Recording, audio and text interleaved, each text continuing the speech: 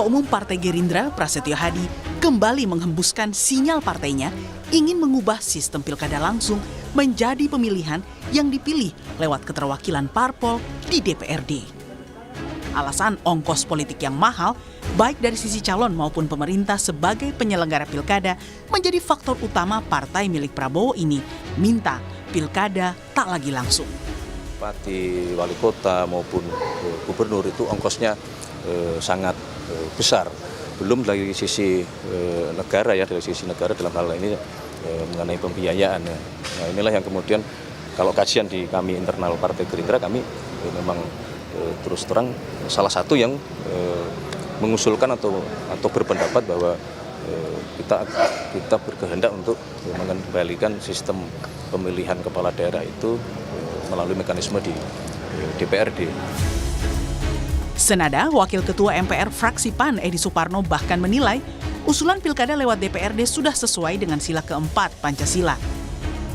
Menurut mantan Sekjen PAN ini, sejak pilkada dilakukan secara langsung, persoalan politik uang dan politik dinasti terus terjadi.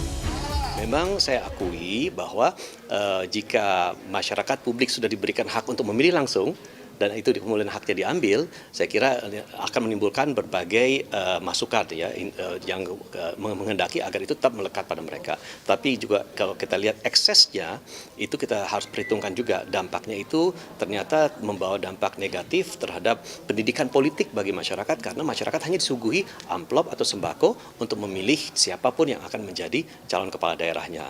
Dan jangan lupa juga, saya bicara sebagai pimpinan MPR, bahwa kalau kita bicara pemilihan secara keterwakilan itu ada dalam sila keempat dalam Pancasila kita, musyawarah untuk mufakat. Namun, usulan ini ditolak PDI Perjuangan.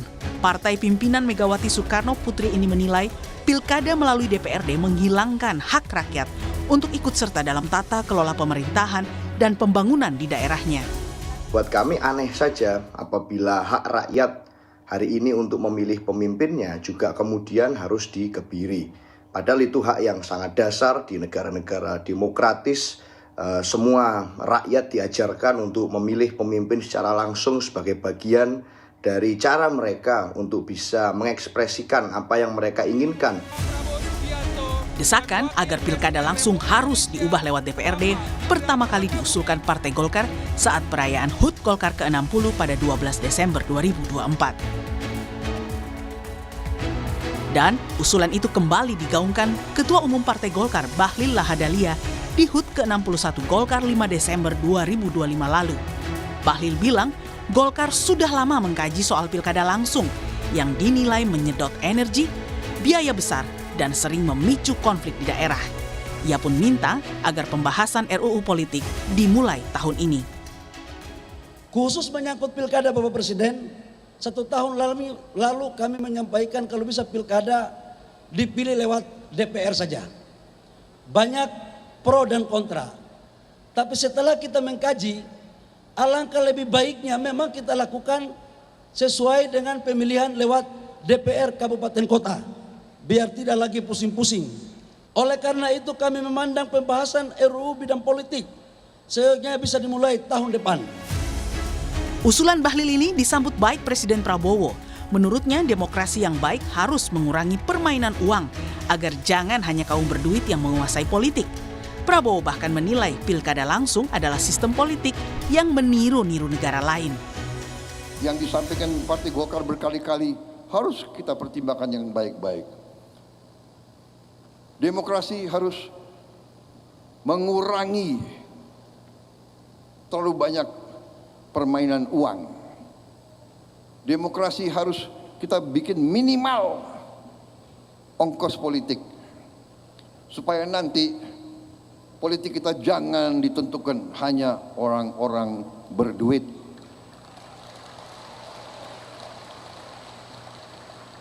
Politik yang mahal ini, politik yang mau niru-niru negara lain, ini saya kira sumber korupsi yang sangat besar.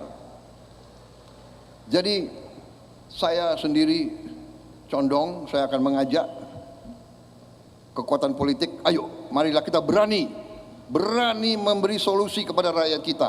Demokratis, tapi Jangan buang-buang uang.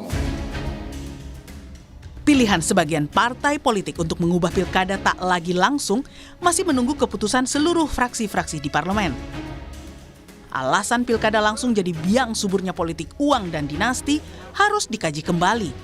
Karena sejarahnya, pilkada diputuskan dilakukan secara langsung agar rakyat bisa memutuskan siapa pemimpinnya, sekaligus menghindari kong-kali-kong parpol di parlemen daerah. Tim Liputan, Kompas TV. Lalu tepatkah menghilangkan politik uang dan mengurangi beban ongkos pemilu yang besar? Satu-satunya dengan mengubah pilkada langsung menjadi pilkada melalui DPRD. Kita akan bahas bersama Ketua DPP PDI Perjuangan Deddy Sitorus dan analis politik Adi Prayitno. Nanti juga akan bergabung bersama kami Wakil Ketua Umum Partai Golkar Bang Ahmad Doli Kurnia. Selamat petang Bang Deddy, Mas Adi. Selamat petang, Cynthia. Selamat petang, Deddy. selamat tahun baru ya sebelumnya. Tahun baru. Oke, saya ke Bang Deddy dulu. Bang Deddy, ini kan posisi PDI Perjuangan tegas-tegas menolak pilkada melalui DPRD. Tapi apa tanggapan Anda kalau dari Partai Golkar, Gerindra, dan juga PAN ini sepakat ingin diubah karena memang mahalnya biaya politik untuk efisiensi dan juga suburnya politik uang selama pilkada langsung ini berjalan, Bang Deddy? Ya, kalau bicaranya adalah untuk efisiensi, nggak usah ada pemilihan DPRD juga. Sekda aja atau ASN aja bikin jadi kepala daerah, nggak usah kita pilih. Jadi berdasarkan tim pansel aja. Itu sama sekali nggak pakai duit gitu loh. Yang kedua, usul ini disampaikan setelah koalisi pemerintah memenangkan pertarungan 1 tahun gitu. Saya yakin ini kalau diangkat sebelum pilpres, sebelum pileg, bubar tuh semua tuh. Jadi saya melihatnya begini, kita harus tanya dulu, pemborosan uang atau politik uang dari sisi mana? Kalau dari sisi penyelenggaraan, kalau pilkada itu ditaruh bersamaan dengan pemilu yang lain, baik pemilu kepala daerah langsung untuk DPR, DPRD, ataupun dengan pilpres, maka tidak ada biaya tambahan kecuali cetak surat suara. Yang kedua, kalau yang dimaksud adalah biaya paslon, ya termasuk money politik, ini menurut saya sih dosa partai politik. Pertama, salah satu yang membuat biaya besar bagi paslon itu adalah mahar partai politik. Saya punya pengalaman, 1 kursi itu bisa sampai 1 miliar, saya dengar 2 miliar. Itu partai politik yang bikin gitu loh. Kenapa partai politik lagi? Yang kedua, ambil contoh. Kalau semua partai mencalonkan orang-orang yang memang punya rekam jejak di bawah, maka kebutuhan untuk money politik itu dengan sendirinya akan hilang bahkan mengecil. Tetapi kan memang partai politik sendiri yang memilih orang-orang tanpa melatihkan rekam jejak. Akhirnya siapa yang punya uang itulah kan begitu tuh. Nah yang ketiga, money politik, inefisiensi, pemborosan segala macam, itu juga ada dampak dari penyelenggara dan pengawas pemilu termasuk penegakan hukum. Ini kan sama aja. Ya, lu yang berbuat, lu nyalakan orang lain, blaming the victim gitu loh.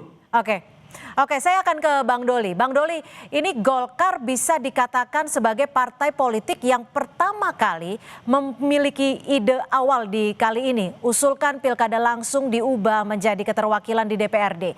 Tapi yang namanya usulan biasanya kan ada pro kontranya. Kali ini agak berbeda. Usulan Golkar ini langsung disetujui oleh Presiden dan juga parpolnya. Kalau Bang Doli, ini murni maunya Golkar atau gimana nih Bang Doli?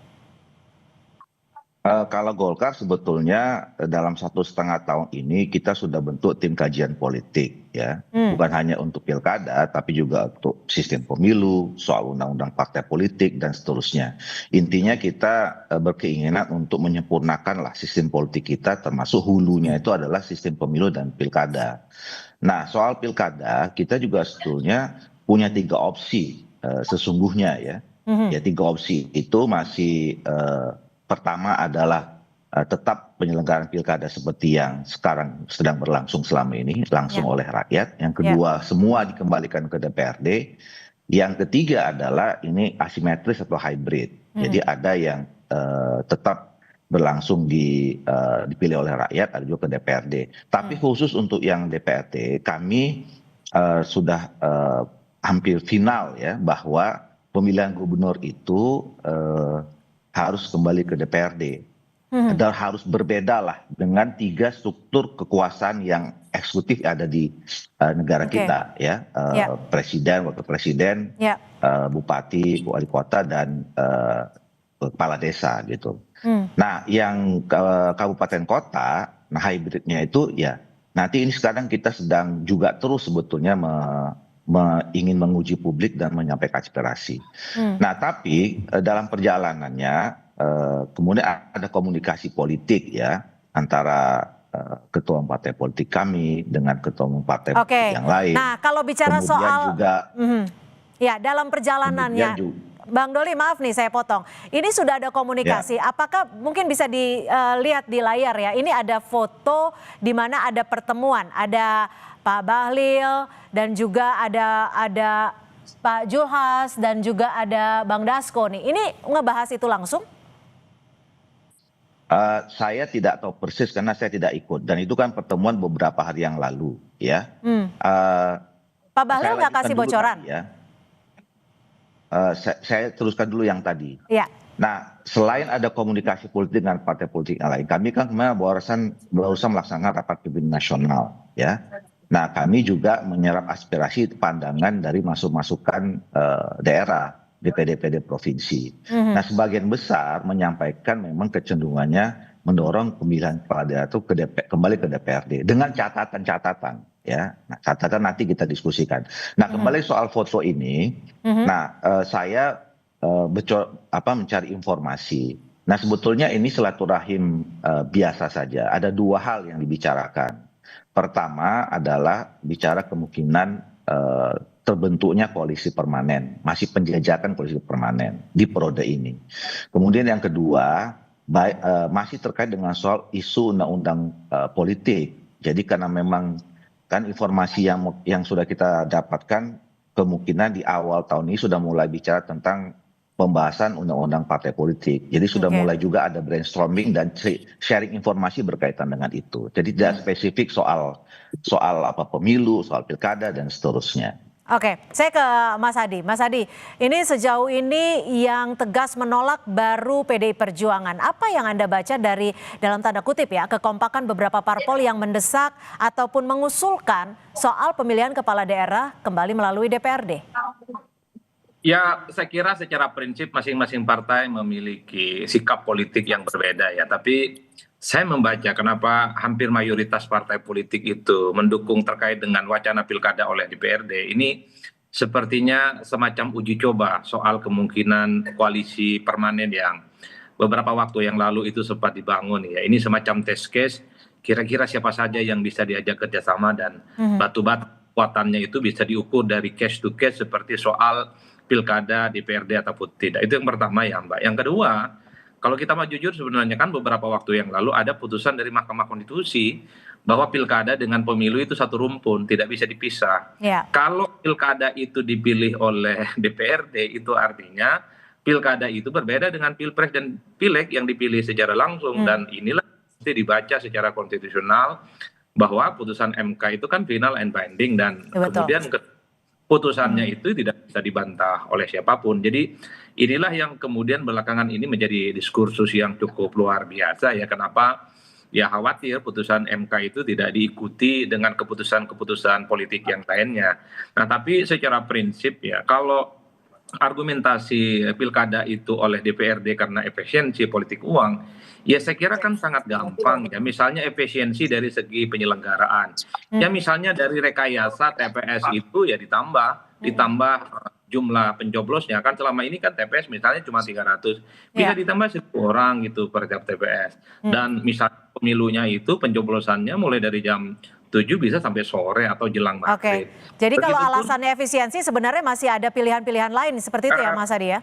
Agak mudah sebenarnya atau misalnya mulai digagal soal e-voting ya itu kan lebih sederhana dan lebih memudahkan terkait dengan hal ikhwal teknis dan administratif penyelenggaraan. Nah terkait dengan politik uang mahar politik itu kuncinya di partai politik karena hampir semua kontestan politik di pilkada ya mostly hampir bisa dipastikan dari partai. Kalau partai mengharamkan politik uang, kalau partai itu mengharamkan mahar politik, ya biaya politik itu bisa ditekan. Cuman kan problemnya publik juga tahu bahwa kalau musim pilkada, musim pemilu itu kan semacam musim semi, bagaimana partai itu ya memang sedang berlomba-lomba untuk mengumpulkan logistik lah. Artinya saat ini yang menjadi pertanyaan adalah apakah ini mutlak terkait soal efisiensi atau memang justru kemunduran dari demokratis. Kita akan bahas selepas jeda, tetap bersama kami di Kompas Petang.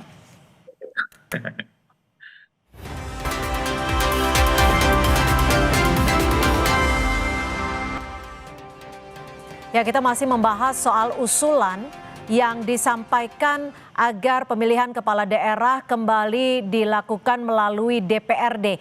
Bang Doli, oke lah kita tahu pilkada langsung ini memang dinilai mahal. Tapi apakah biaya demokrasi ini layak sebenarnya dipangkas? Apakah Golkar juga sudah tanya langsung ke konstituen di daerah-daerah soal usulan ini? Nah itu, jadi kita sekarang kan sudah punya opsi-opsi, walaupun kemarin hasil rapimnas seperti itu. Nah langkah berikutnya adalah ya kita akan komunikasikan kepada seluruh stakeholder ya, baik partai politik, kemudian ya masyarakat sipil, kampus, kelompok akademis. Nah nanti ini yang kita akan, karena kan endingnya ini semua kan dalam pembahasan undang-undang yang sebetulnya sudah kita tunggu dari beberapa waktu yang lalu. Nah, tapi maaf saya potong lagi Bang Doli, ini kan sebenarnya amanat reformasi loh.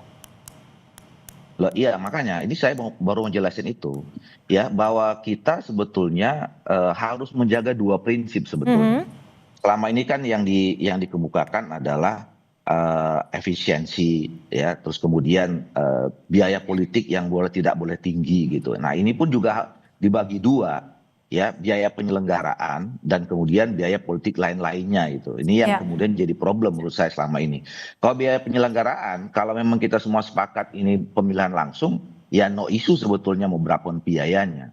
Nah tapi kalau kemudian kita berpikir perlu ada efisiensi, saya kira juga bagus juga. Nah saya setuju tadi misalnya kalau semua partai politik punya kesadaran bahwa urusan politik ini nggak harus selalu identik dengan soal biaya yang terlalu tinggi. Nah itu juga nanti kita harus bicarakan tentang baik sistemnya maupun juga undang-undang partai politiknya. Nah itu satu sisi. Bandul yang lain adalah soal demokrasi, ya sistem demokrasi yang harus dipertahankan. Gitu. Ini yang harus kita cari titik temunya nih, jangan dipertentangkan antara efisiensi dengan soal biaya, dengan soal demokrasi. Nah ini kan baru apa namanya ya, opsi, baru kemudian kajian dan segala macam. Jadi gini, kalau kami misalnya sekarang sudah punya apa namanya kajian lanjutan. Ketika misalnya disepakati DPRD, bagaimana tetap menjaga keterlibatan publiknya misalnya. Jadi artinya dipertemukan dengan sistem itu yang tadi menyeimbangkan antara efisiensi dengan demokrasi. Oke, kami tangkap. Nah, sisi lain saya kira kita harus juga berpikir kalau kemudian kita memilih pada akhirnya nanti pemilihan langsung, bagaimana supaya biaya politik itu rendah. Oke, kami tangkap Bang Doli. Ini penting. Jadi jangan kita bicara nolak ini nolak itu, tapi kita nggak punya solusinya. Dua-duanya juga problem sebetulnya, baik yang soal biaya tinggi maupun dengan soal demokrasinya gitu. Bang Deddy, saya ke PDI Perjuangan. Kalau Bang Deddy ini melihatnya apa sih sebenarnya yang dilakukan Partai Golkar dan juga sejumlah partai lainnya yang setuju agar pemilihan kepala daerah melalui DPRD? Apakah ini memang murni efisiensi atau ada kepentingan jangka panjang 2029 mungkin? Ya saya lebih cenderung ke arah kepentingan jangka panjang ya, konsolidasi kekuasaan. Apalagi ketuanya Bung Doli ini kan pernah ngomong koalisi permanen, ini kan kelihatan dari satu sisi ada upaya untuk mempertahankan kekuasaan jangka panjang. Tapi mari kita bedah satu-satu lah. Misalnya anggaran yang begitu besar di tingkat penyelenggaraan. Tadi saya sudah sampaikan, kan ini bisa digabung dengan pemilu lain. Apakah dengan pemilu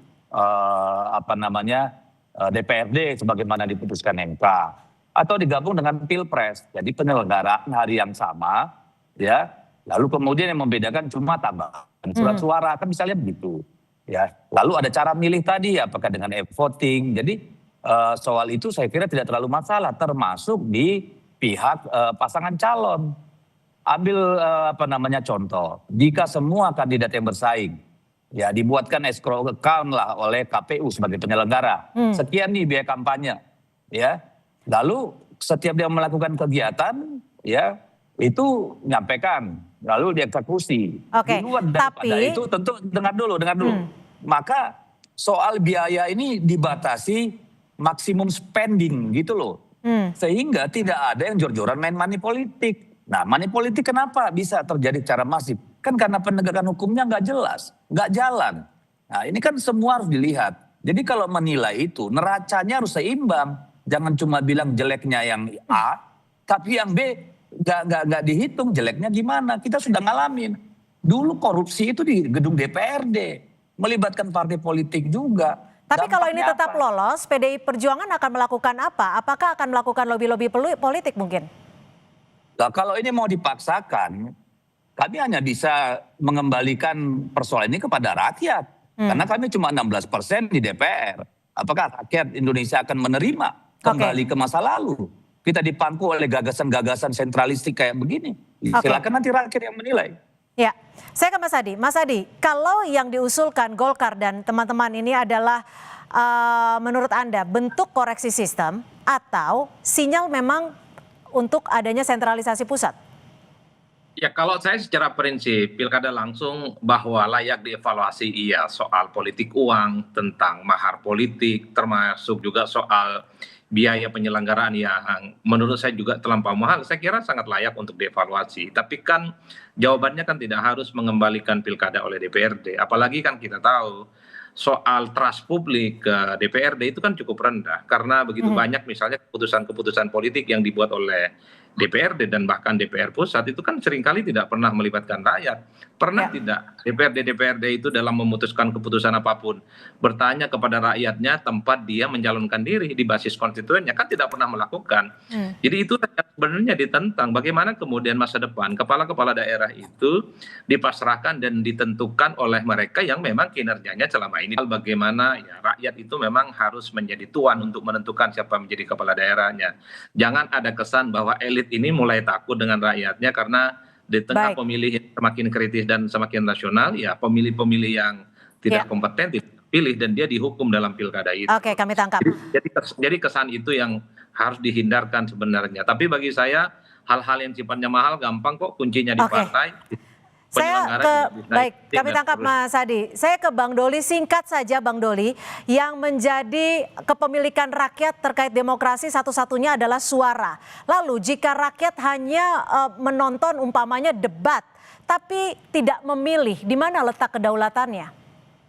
Singkat saja. Pertama menurut saya keinginan kita dan peluang serta momentum untuk mengevaluasi menyempurnakan sistem ini jangan kemudian di stigma, di framing ini untuk kepentingan politik gitu ya. Kita sebetulnya sudah sejak lama dari kalau bicara tentang saya 5 tahun yang lalu bicara tentang soal revisi sistem politik ini. Jadi jangan kemudian diarahkan ini untuk kepentingan elit tertentu 2029 dan segala macam. Ini momentum kita untuk menyempurnakan sistem ini gitu loh. Nah, soal ada opsi kembali ke DPRD yang memang itu juga dijamin dalam konstitusi kita. Jangan kemudian juga disimpulkan ini sesuatu yang tadi itu kembali ke soal kepentingan politik. Dan ini masih bergulir ya, bergulir gitu loh. Jadi artinya masih dibahas dan juga masih diformulasikan seperti itu ya. Dan kita nggak tutup-tutupi, kita sampaikan ke publik, kita tunggu responnya seperti apa nanti bagaimana gitu. Itu yang kita butuhkan sekarang sebetulnya gitu. Baik, terima kasih Bang Doli dan juga terima kasih Bang Dedi dan Mas Adi untuk perspektifnya sore hari ini. Terima kasih, selamat sore. Sore.